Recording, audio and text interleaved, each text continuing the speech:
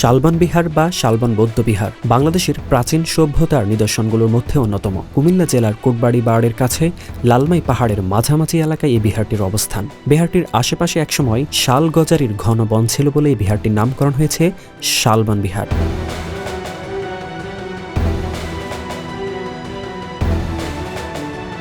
এই বিহারটি পাহাড়পুর বৌদ্ধবিহারের মতো হলেও আকারে ছোট। 1875 সালের শেষের দিকে বর্তমান কোটবাড়ি এলাকায় একটি সড়ক তৈরির সময় একটি ইমারত ধ্বংসাবশেষ উন্মোচিত হয়ে পড়ে।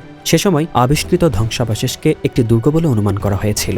1917 সালে ঢাকা জাদুঘরের অধ্যক্ষ নলিনীকান্ত ভট্টশালী সে এলাকায় যান এবং উক্ত এলাকায় অনুসন্ধান পরিচালনাকালে ধ্বংসাবশেষটিকে রণবং কমল্লা হারিকেল দেবের তাম্রশাসনের দুর্গ ও বিহার পরিবেষ্টিত পত্রিকেরা নগর বলে সিদ্ধান্ত গ্রহণ করেন। যদিও অপর প্রত্নতাত্ত্বিকদের মত অনুযায়ী এটি ছিল জয়কর্মান্ত বসাক নামক একটি প্রাচীন নগরের ধ্বংসাবশেষ।